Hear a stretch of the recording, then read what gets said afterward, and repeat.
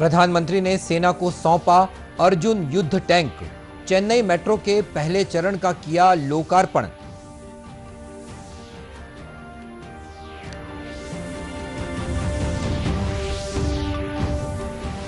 संसद में जम्मू कश्मीर पुनर्गठन संशोधन विधेयक पारित। गृह मंत्री ने इसे जम्मू कश्मीर के विकास के लिए महत्वपूर्ण बताया।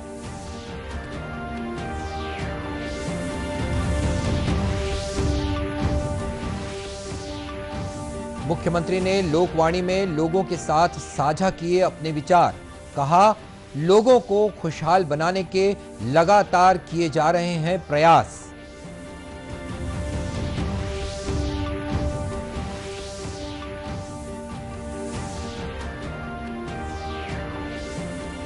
और कोरोना काल में गरीबों के लिए फायदेमंद साबित हो रही है केंद्र की जन धन योजना। दुर्ग जिले में अनेक हितग्राही हुए लाभान्वित।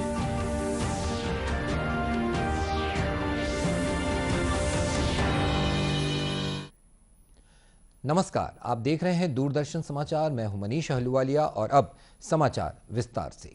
प्रधानमंत्री नरेंद्र मोदी ने आज चेन्नई में अर्जुन युद्ध टैंक सेना को सौंपा। उन्होंने चेन्नई मेट्रो ट्रेन के पहले चरण का लोकार्पण भी किया। अपने प्रवास के दौरान प्रधानमंत्री ने 2 प्रमुख रेल मार्गों के विद्युतीकरण का उद्घाटन भी किया।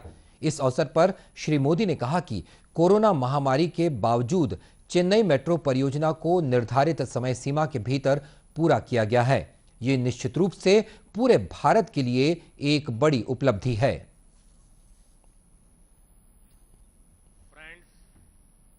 It would make everybody happy that we are inaugurating the 9-kilometer stretch of the Chennai Metro Rail Phase 1 project. This would go from Washermanpet to Vimko Nagar. This project has been completed on schedule despite the global pandemic. The civil construction activities were done by Indian contractors. The rolling stock has been procured locally. This in line with the boost to Atmanirbhar Bharat. Shri Modi ने Madras IIT में discovery परिसर की आधारशिला रखी। इसके अलावा उन्होंने तमिलनाडु के समुद्र तटीय जिलों में सिंचाई के लिए एनीकट नहर प्रणाली का शिलान्यास भी किया। उन्होंने कहा कि इन सभी विकास कार्यों से तमिलनाडु के लोगों को कृषि, उद्योग और परिवहन सहित विभिन्न क्षेत्रों में नई सुविधाएं मिल सकेंगी। अपने प्रवास के दौरान प्रधानमंत्री आज कोचीन के कार्यक्रमों में भी शामिल हुए। संसद में जम्मू कश्मीर पुनर्गठन संशोधन विधेयक पारित हो गया है। राज्यसभा इसे पहले ही पारित कर चुकी है। इस विधेयक में अखिल भारतीय सेवाओं के लिए अरुणाचल प्रदेश, गोवा, मिजोरम और केंद्र शासित प्रदेशों के साथ जम्मू कश्मीर कैडर के विलय का प्रावधान है।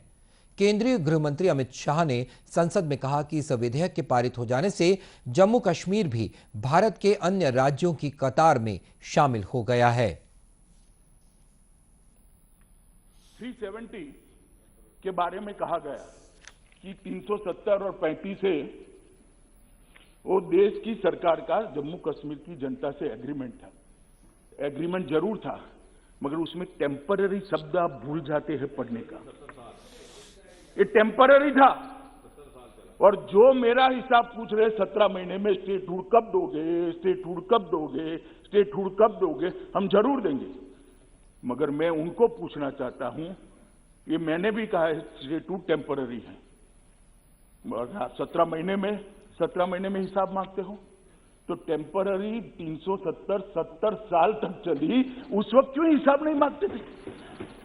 एक टेम्पररी प्रोविजन कब तक टेम्पररी रहेगा? टेम्पररी प्रोविजन को क्यों उखाड़ नहीं देता यार? क्यों कोई पूछता नहीं था? क्योंकि वोट बैंक की राजनीति कर रही थी। ये सरकार वोट बैंक की राजनीति से नहीं चलती। ये सरकार देश के हित में फैसले करती है। ये सरकार देश के भविष्य को सुधारने के लिए है। केंद्रीय गृह मंत्री ने संसद में कहा कि जम्मू कश्मीर में धारा 370 हटाए जाने के बाद अब वहां उद्योगों के स्थापित होने का रास्ता भी खुल गया है। इससे विकास की अन्य योजनाएं भी वहां तेज गति से लागू की जा सकेंगी। कश्मीर के उद्योग के लिए सबसे बड़ा हर्डल था, वहां कोई भी उद्योगपति उद्योग लगाना चाहे तो उसको भूमि नहीं मिल सकती थी।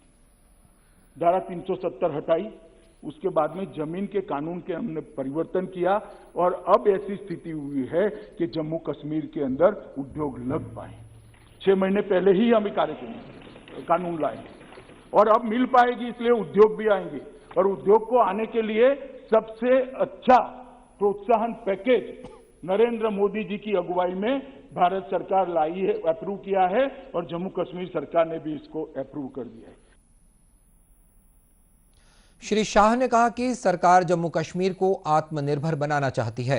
पिछले दिनों जम्मू कश्मीर में पंचायती राज व्यवस्था के शुरू होने से वहां की राजनीति में एक सकारात्मक बदलाव देखने को मिला है। मुख्यमंत्री भूपेश बघेल ने कहा है कि राज्य के बहुमूल्य संसाधनों का सही उपयोग करते हुए प्रदेश के लोगों को समृद्ध और खुशहाल बनाने के लगातार प्रयास किए जा रहे हैं। अपनी मासिक रेडियो वार्ता लोकवाणी की 15वीं कड़ी में मुख्यमंत्री ने कहा कि छत्तीसगढ़ को उत्पादक भी बनना है और उपभोक्ता भी बनना है। उन्होंने सड़क, बिजली और सिंचाई संसाधनों के नेटवर्क को पूरा करने पर जोर दिया। मुख्यमंत्री ने कहा कि प्रदेश के सभी गौठानों को सांस्कृतिक और आर्थिक गतिविधियों का केंद्र बनाया जाएगा। इसके साथ ही युवाओं में उद्यमिता विकास के अलावा उन्हें रोजगार पैदा करने के लिए भी प्रेरित किया जाएगा। मुख्यमंत्री ने कहा कि दुर्ग स्थित चंदूलाल चंद्राकर चिकित्सा महाविद्यालय को राज्य सरकार ने अधिग्रहित कर लिया है। इसके अलावा कांकेर, महासमुंद और कोरबा में नए मेडिकल कॉलेज जल्द खोले जाएंगे। श्री बघेल ने कहा कि स्कूलों में गुणात्मक सुधार के लिए कार्य योजना बनाई जा चुकी है। इसके अलावा उच्च शिक्षा संस्थानों में स्थानीय संसाधनों की गुणवत्ता से संबंधित पाठ्यक्रम शुरू करने पर भी विशेष ध्यान दिया जा रहा है। मुख्यमंत्री ने कहा कि नरवा, गरवा, घुरवा और बारी राज्य सरकार की विशेष प्राथमिकता में शामिल है। इसके तहत अब तक प्रदेश में जल संरक्षण के लिए 30,000 नरवा की पहचान की जा चुकी है। वहीं गरवा के माध्यम से पशुधन विकास और दुग्ध उत्पादन का विस्तार किया गया है। प्रदेश में करीब 10,000 गौठान बनाने को मंजूरी दी गई है। इनमें से लगभग 5,000 गौठान बन चुके हैं।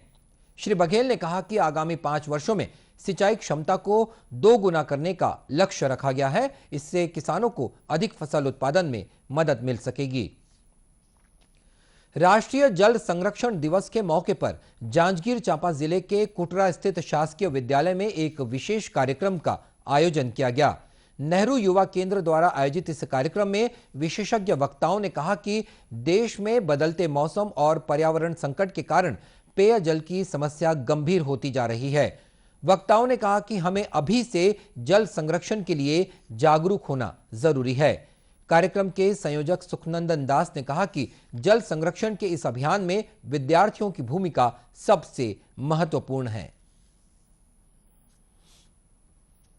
संबंध में जानकारी दी गई और बच्चों को काफ़ी उपयोगी जानकारी प्राप्त हुई। बच्चों को प्रेरणा दी गई कि जो है जल का संरक्षण करें, जल का दुरुपयोग न करें ताकि भविष्य में जल की कमी न हो।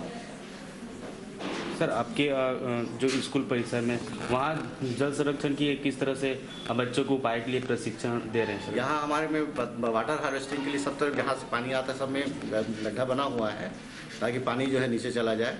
बच्चे जो है उसको भी देखते हैं, उससे प्रेरित होते हैं।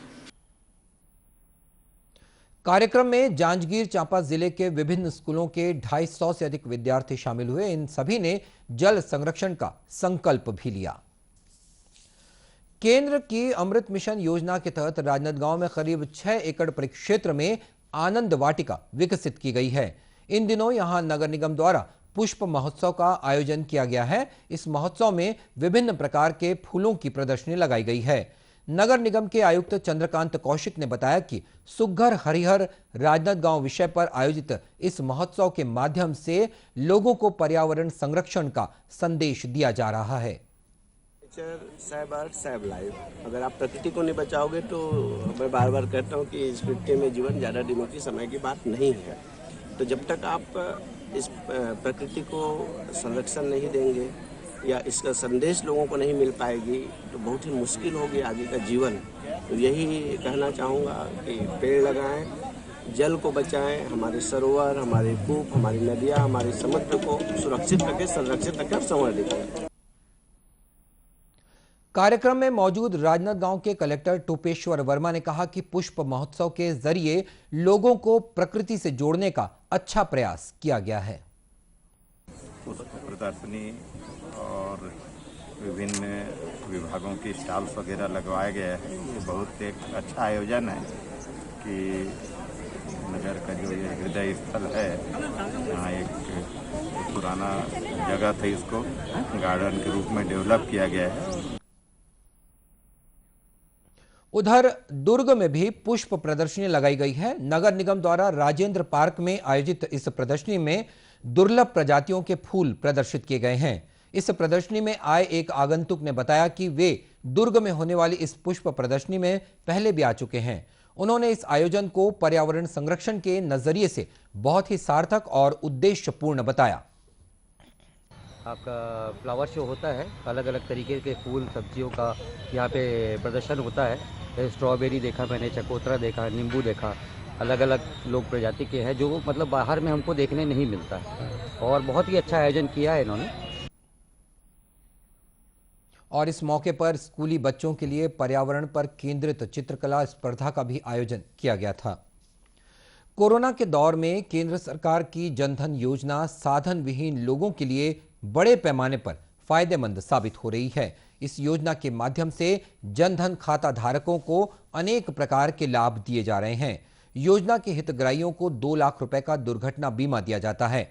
इसके अलावा विभिन्न कल्याणकारी योजनाओं की सब्सिडी उनके खातों में सीधे जमा कराई जाती है।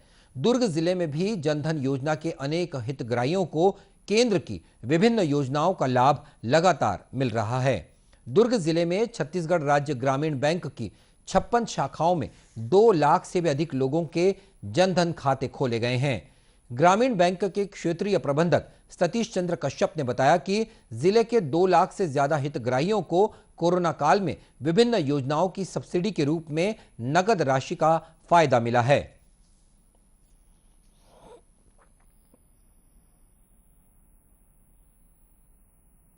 हमारे क्षेत्रीय कार्यालय दुर्ग के अंतर्गत जो दो जिले आते हैं, इसकी बात है, उसमें हमारी 56 शाखाओं में हमने 2.03 लाख मैंने 2,03,000 खाते जनधन योजना में खोले हैं और लगभग 70 करोड़ की राशि हमारे पास जमा है। बैंक स्तर पे हमारे पास 18 लाख खाते हैं। इस जनधन खातों की विशेषता ये है, ये जो जीरो बैलेंस में खोले जाते हैं, इसमें KYC बहुत स्ट्रिक्ट नहीं होता। सामान्य जो बेसिक सेविंग बैंक अकाउंट रहता है उसकी तुलना में इसमें छोटे मोटे परिचय के साथ ही खाते खुल जाते हैं। और इस योजना में आने से इसकी और भी विशेषताएं हैं। जनधन योजना में खोले गए खातों के खातेदारों का 1 लाख तक 30,000 तक का बीमा वैसे ही होता है। और यदि इसमें हम रुपए कार्ड भी इशू करते हैं, जो हमारे बैंकों में करीब हमने 24,000 कार्ड दिए हुए हैं, इन रुपए कार्ड में यदि 90 दिन में लेन देन होता है तो उसमें 1 लाख का एक्सीडेंटल बीमा पहले था, अभी वो बढ़ा के 2018 से 2 लाख का बीमा इसमें कर दिया गया है। वहीं जनधन योजना के हितग्राहियों ने बताया कि विभिन्न योजनाओं के तहत उन्हें अपने बैंक खातों में नगद राशि मिलने से लॉकडाउन के दौरान काफी मदद मिली।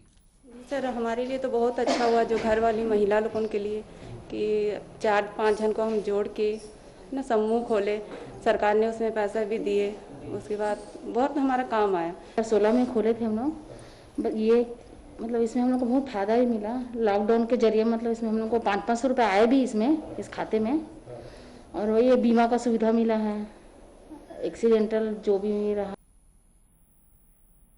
गौरतलब है कि केंद्र सरकार ने बैंक खातों के माध्यम से देश के गरीब लोगों तक सब्सिडी की नगद राशि पहुंचाने के लिए वर्ष 2014 में जनधन योजना की शुरुआत की थी। अब तक देश भर में 42 करोड़ से भी ज्यादा जनधन खाते खोले जा चुके हैं। और समाचार के इस अंक में इतना ही। इसी के साथ ये समाचार बुलेटिन समाप्त हुआ। नमस्कार।